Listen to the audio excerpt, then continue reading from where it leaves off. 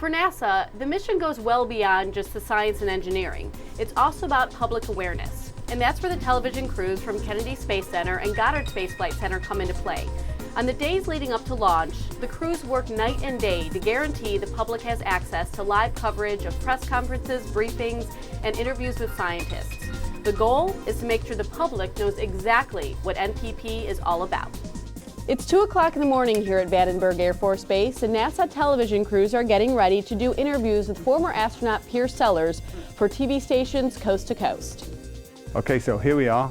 It's the middle of the night, 2 days before the launch, and the Mission Director Control Center, which is where we're at.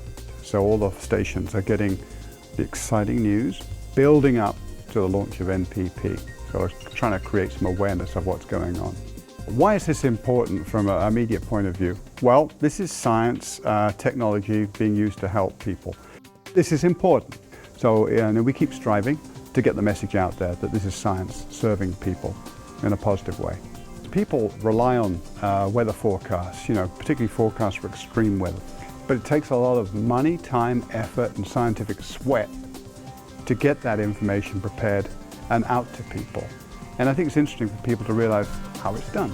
You have to have these big satellites, you have to have computer models, and a lot of smart people working very hard to get you the information.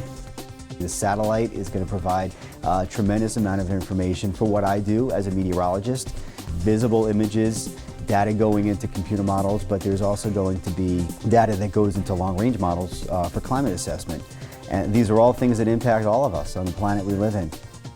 So while we live down here and we step outside and we can look up, it is so important that we have our technology and we have the resources, the manpower and the brain power to put something up in space that can look back down, give us that better perspective.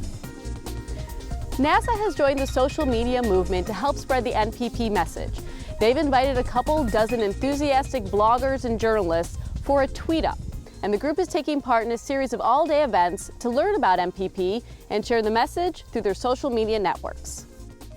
I think it's important for people to realize what we're doing in this program. It's an important, expensive program. It's a lot of taxpayers' money, but it provides a huge benefit back to the taxpayer. Your weather prediction, your climate records, climate understanding, all of that's important to people. So I want to explain to them what we're about.